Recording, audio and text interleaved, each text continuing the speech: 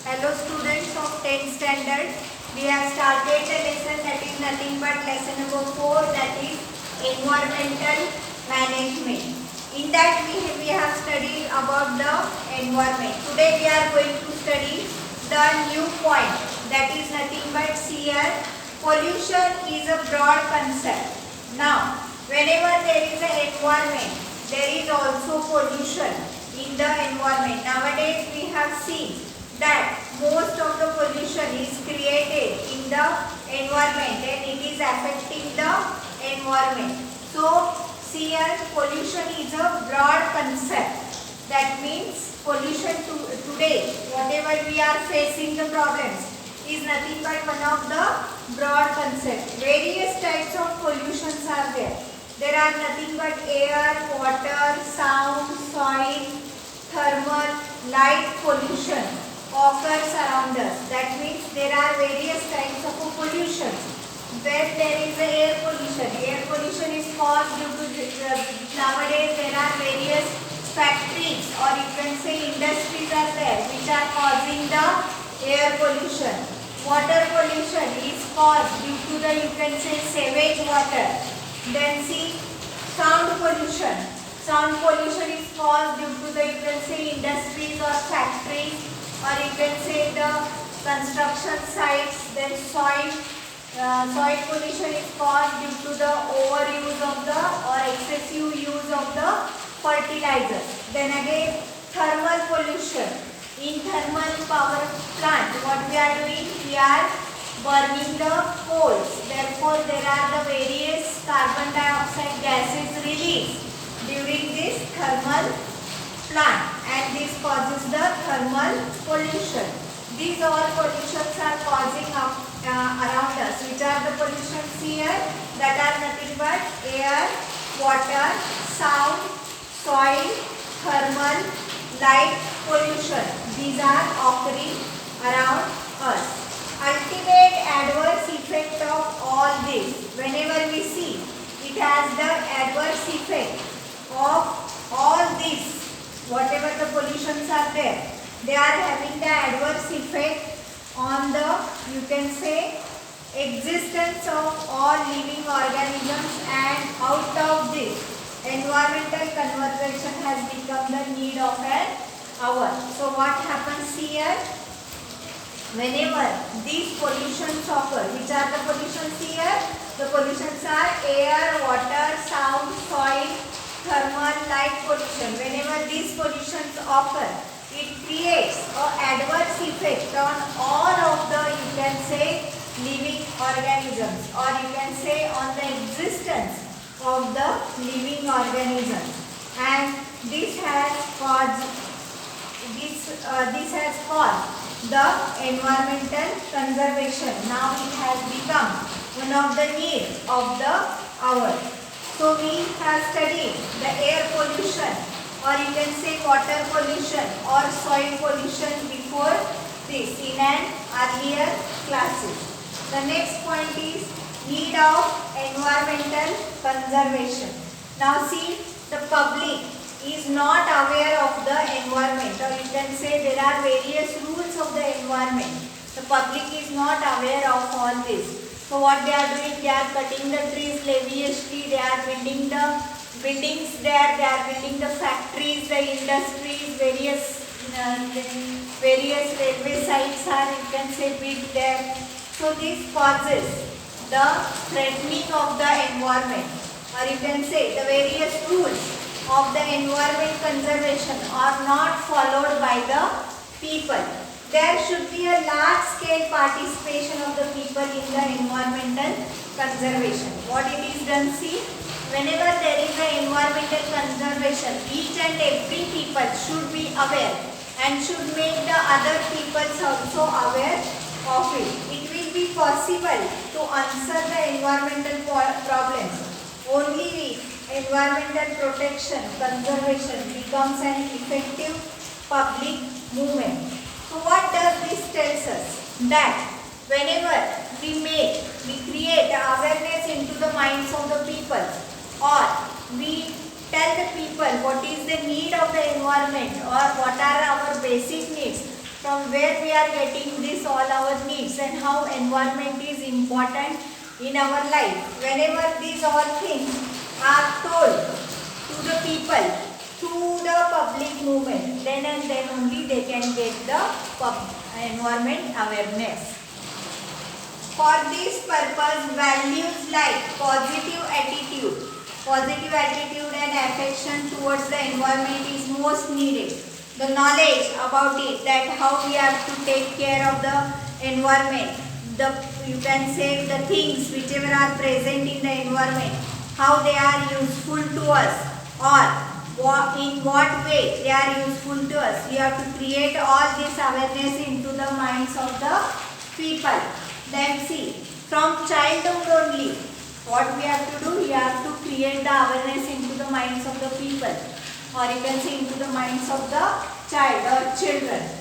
Then see, this will help to make the future generation more aware about the environmental conservation and protection. So what happens, whenever we make the people, or you can say whenever we make the child aware about the environment or how environment is useful to us from childhood, then when he becomes young, at that time he will be understanding what is the importance of the, you can say, environment, and with that the environmental conservation and protection will be happening. Then see, so as to achieve this, it is necessary to increase the awareness through the education. Now how you can increase the awareness? You can increase the awareness through the education by giving the people education, by creating the clubs, by creating, you can say, any programs in that we can tell the awareness of the environment or how environment is useful to us. Today all developed, developing and underdeveloping countries have accepted the responsibility of the environment protection. As you know that environment is most important in case of each and every human beings, because it is giving our basic needs like food, shelter and clothing. So what happens here, the developed or developing, or you can say underdeveloped countries, they have you can say accepted the responsibility of environment protection. That means each and every country is aware of taking the environmental protection. Their efforts are in that direction. Now as they wanted to do the environment protection, they are creating the awareness, or they are protecting the environment, or they are taking the efforts in that directions. They have defined the future plans about the environmental protection and have constituted the necessary laws. What does this tell us? This tells us that they are being so aware of the environment that for the environment protection they have created awareness into the minds of the people, and also they have created various necessary laws which may protect the environment in every case. See here, next point is environmental conservation or social responsibility. Since existence of human, there is an interrelationship between human and environment. Now what do you know? See that whenever the human being has been existent on this earth, it is having an internal relationship with the help of the it is having an interrelationship with the environment, because it has to live in this environment and it has to take the care of the environment also. Humans stepped on the earth long after formation of a earth. You know that there was a formation of a earth very crore years back, and at that time the first living organism which came on the earth was nothing but a unicellular organism. After that the multicellular organisms came on this earth. We know that, we have studied this in the hereditary and evolution chapter. Now, what does this tells us? See here. Human stepped on the earth long after formation of a earth. Means what? After the formation of a earth, after formation of the earth, then the human being came into existence on the earth, and that was also after a long years. Then see, on the earth, human being proved its superiority. Whenever you see that first animal that you have seen was nothing but a unicellular animal. After that, there were the multicellular animals. There were the monkeys also, the ancestors of the human beings. First, they were, you can say, living on the trees. After that, they were eating the leaves from the trees. Then they came down after finishing. Then they used their hands and, you can say, legs for walking and for taking anything. And due to that, they started to walk onto the earth. And whenever they started to walk onto the earth, there came an existence of a man. And the tail vanished after that, because it does not want to balance its body as it was on the earth. It has balanced its own body with the help of the hand, or you can say legs. Then what does this tells us? That on the earth, the human being has proved its superiority. It was one of the, you can say, superior animal as compared to the other animals. Why?